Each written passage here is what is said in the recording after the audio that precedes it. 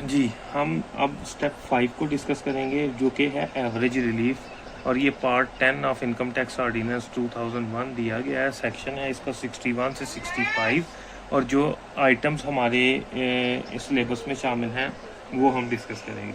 सबसे पहले है investment in shares of public limited companies या लाइफ इंश्योरेंस कंपनी। तो उसमें सबसे पहले हम लिख लेंगे amount invested, 20% of actual taxable income और 2 मिलियन। इन तीनों को कंपेयर करेंगे हम, जो लेस होगी वो अमाउंट एडमिसिबल होगी। फर्ज कर लेते हैं कि हमारे पास अमाउंट इन्वेस्टेड है 100,000। उसके बाद दूसरी जो चीज़ है वो है 20% of taxable actual taxable income. तो जो हमारी वो टैक्सेबल इनकम हम पिछले से चला रहे हैं, एक्चुअल टैक्सेबल इनकम, वो बनती है 20%, सॉरी 1500,000। तो हम 20% किसका लेंगे, 1500,000 का, और 2 मिलियन के साथ तीनों को कंपेयर कर लेंगे। हम 20 इंटू करते हैं 15 लाख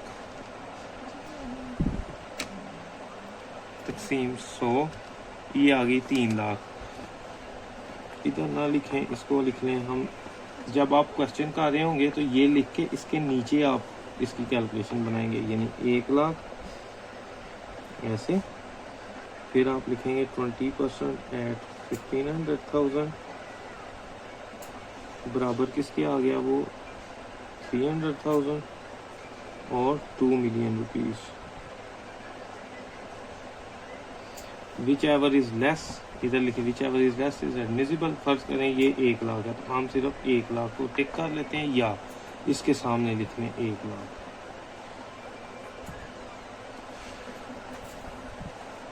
दूसरे स्टेप में आ जाए। दूसरी आइटम कौन सी होगी, अप्रूव्ड पेंशन फंड में contribution to approved pension fund. उसमें किसको कंपेयर करेंगे, एक्चुअल कंट्रीब्यूशन, जो आप फर्ज कर लें कि वो हमारा बनता है एक्चुअल कंट्रीब्यूशन पूरे साल का 20,000, इधर लिख लिया। उसको किसके साथ कंपेयर करना है, 20% एट एक्चुअल टैक्सेबल इनकम। मैं अब लिख रहा हूँ actual taxable income, actual taxable income 80 आएगी। 20% एट 1500,000 जो हमारी एक्चुअल टैक्सेबल इनकम हम फर्ज कर रहे हैं, तो 20% इसका कितना बनता है, वो बनेगा 3 लाख ही बनेगा।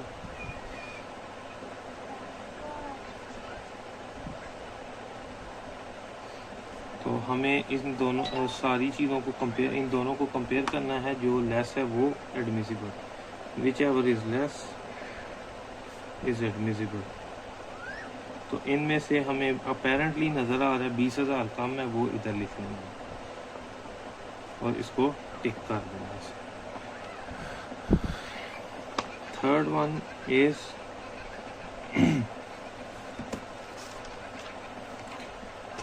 डोनेशन टू अप्रूव्ड या गवर्नमेंट इंस्टीट्यूशंस।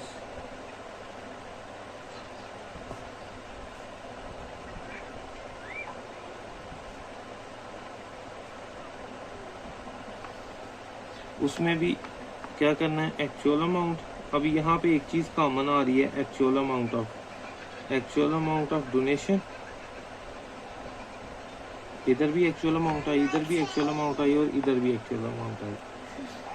पहले दो में 20% था, पब्लिक लिमिटेड कंपनी में 20 लाख को भी कंपेयर करना था, बाकी में 20% एक्चुअल टैक्सेबल इनकम का। अब यहाँ पे भी एक्चुअल आपने जो कंट्रीब्यूशन किया वो आ गया, और इसको कंपेयर कर लें 30% ऑफ टैक्सेबल इनकम से, या एक्चुअल टैक्सेबल इनकम लिखें जो हमने नाम रखा हुआ। Actual donation, amount of donation कितनी है, फ़र्ज कर लें जो क्वेश्चन में दी गई है वो है जी 10,000 रुपये, वो आ जाएगी। 30% of actual taxable amount income, 30% at actual taxable income कितनी है, 15 लाख। तो वो कितनी बनेगी, 4.5 lakh.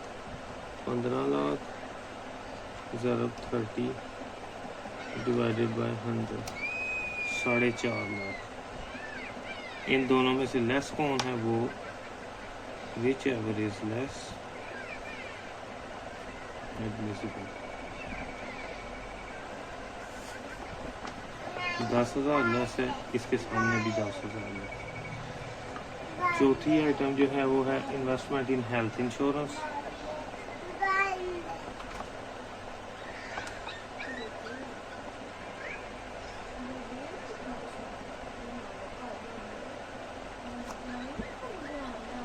Investment in health insurance में भी आप इसी तरह ही करेंगे। एक्चुअल अमाउंट इन्वेस्टेड,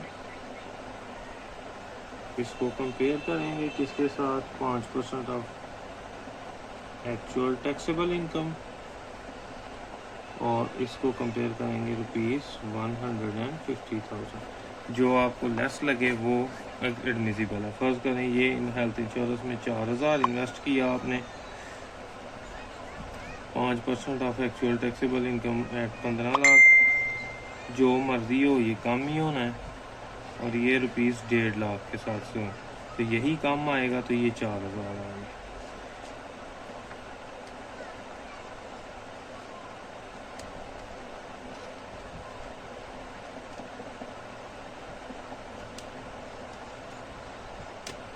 लिख मैं देता हूँ अभी 75,000। आगे फिफ्थ आइटम इसकी आ गई एम्प्लॉइंग फ्रेश ग्रेजुएट्स। कोई फैक्ट्री ओनर है वो फ्रेश ग्रेजुएट्स को एम्प्लॉय करता है तो उसको भी टैक्स क्रेडिट मिलता है।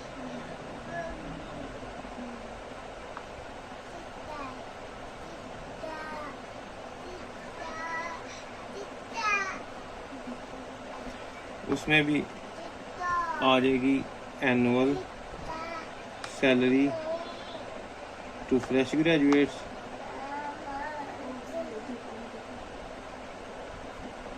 इसको आपने कंपेयर करना है 5% और टैक्सेबल इनकम।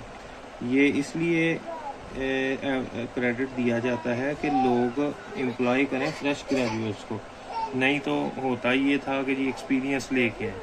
इधर तीसरी आइटम कोई नहीं, फ़र्ज़ करें 5 लाख सैलरीज दी गई हैं फ्रेश ग्रेजुएट्स को एनुअली, तो टैक्सेबल इनकम का 5% ले लें।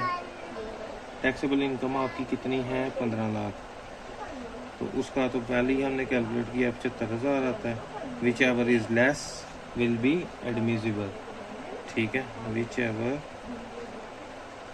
इज़ लेस एडमिसिबल, तो 75,000 लेस है, तो 75,000 आ गया।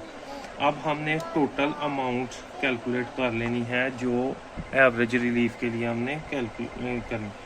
सबसे पहले आ गया 1,100,000, उसके बाद आ गया ये 20,000 जो दूसरी आइटम का था, फिर तीसरी आइटम का डोनेशन आ गया 10,000, फिर चौथे नंबर पे आ जाए आपका आ गया हेल्थ इंश्योरेंस वाला 4,000 सॉरी, और फिर आ गया 75,000।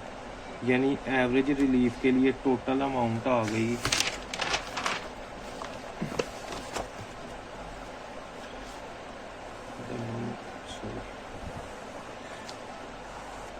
इधर आ जाएगा टोटल अमाउंट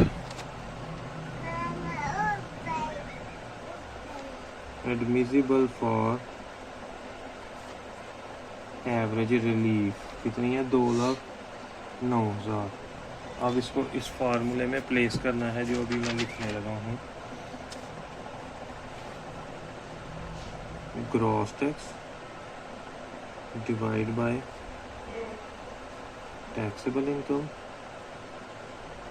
या एक्चुअल टैक्सेबल इनकम का ज़रब amount admissible for relief.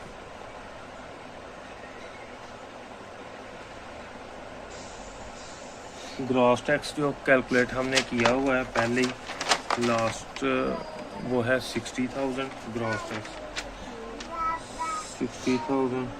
Actual taxable income है 15 लाख, और ये है जी 2,09,000। अब हम क्या करेंगे, 2,09,000 ज़रब 60,000 तकसीम 15 लाख, ये आ गया 8,360। तो वो आपका एवरेज रिलीफ की आइटम आ गई कितनी, 8,360।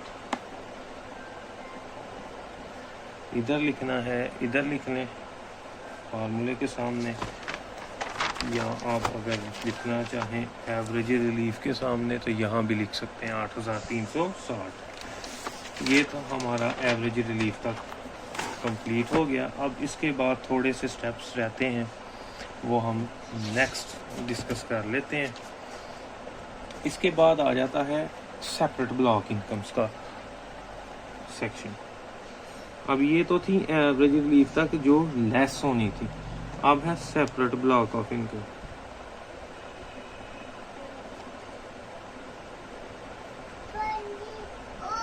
उसके ऊपर जो टैक्स है वो कैलकुलेट होके ऐड होगा आपका।